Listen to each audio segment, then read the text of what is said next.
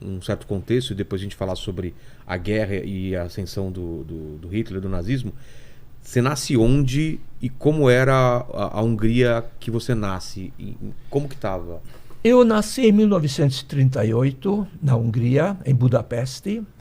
E quando eu nasci, a Hungria já estava governada por um governo fascista. Agora, não vamos confundir nazismo com fascismo. Qual é a diferença?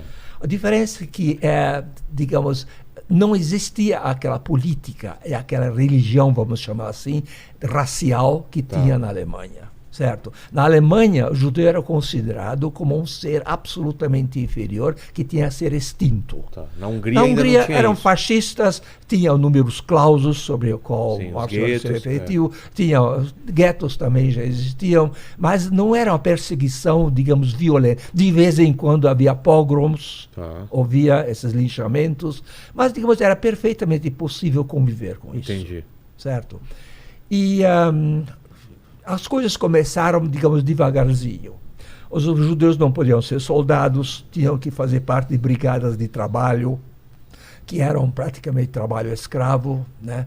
Cavando trincheiras e tudo mais lá na frente russa. Eram obrigados? Obrigados, sim, obrigados. Meu pai fazia parte disso. Andar nos campos, uma vez tinha mina. Exatamente. Sim, também isso. Sim. Escavavam trincheiras, andavam onde tinha mina para explodir as minas para os soldados poderem avançar. Isso é caso extremo, mas acontecia também. E tinha fome, frio, tudo isso que eles passaram. Entendi. Quer dizer, uma espécie de pré-campo de concentração. Entendi. Certo? E eu nasci numa família de classe média. Tinha irmãos? Não, não tinha. Filho único? Filho único, exatamente. E aí as coisas eram aceitáveis, apesar que o meu pai já estava aí na frente e tudo mais, mas aceitáveis até 1944, especificamente fevereiro de 44, quando os alemães descobriram que a Hungria ia pular fora da guerra. Porque a Hungria colaborava com a Alemanha. Na primeira? Na Segunda Guerra Mundial. Na Segunda Guerra Mundial. Eles eram aliados da Alemanha, só que não permitiram, por exemplo, que os judeus da Hungria fossem deportados na Alemanha ou na Polônia em campos de concentração. O almirante Horthy, que governava a Hungria, tinha uma expressão, dizia o seguinte: eu sei, falava para Hitler, eu sei que os judeus são os porcos, mas são os nossos porcos. Então, com isso, ele não deixava que os judeus fossem transportados. E isso criou um atrito entre Hitler e exatamente a Hungria. E em 44, fevereiro, a gente já sabia, todo mundo já sabia que a guerra ia terminar. E a Romênia pulou fora da guerra. Fez paz em separado com a Rússia e com os aliados. Os alemães ficaram muito ressabiados com isso. E os alemães foram pegos de surpresa com isso. Porque a Romênia também era aliado da Alemanha. E ficaram de olho na Hungria. E, de fato, os húngaros também queriam fazer a mesma coisa. Os alemães descobriram, invadiram a Hungria e depuseram o governo Horthy. Em 44. 44 de fevereiro. Depuseram os fascistas húngaros e tomaram o poder. Aí a Alemanha entrou para valer Aí entraram para valer. Aí não tinha mais escapatórios. E tinha duas categorias. Os do interior, os judeus do interior, foram imediatamente transportados para a Polônia, a grande, esmagadora maioria deles, e porque o transporte era mais fácil, a logística era mais fácil. E outra coisa, uma cidade de 50, 70, 80 mil habitantes, bastava um antissemita para denunciar todos os judeus da cidade. Todo mundo se conhecia. Exato. Entende? Quer dizer, estou falando alegoricamente. Claro. Os poucos bastavam. E então os judeus húngaros do interior não escaparam. Meu pai era do interior. E a família dele era uma família numerosa. Tem os tios, meus avós, penca de primos e daí para frente. Não sobreviveu ninguém, só eu, que estava em Budapeste. Certo? Agora, os judeus de Budapeste tinham mais sorte. Porque a cidade grande era mais fácil esconder, a logística era mais problemática. Entendi. Então, era mais possível, mais viável sobreviver do que mas no também interior. tem uma parte logística, só dar uma explicação. Como assim?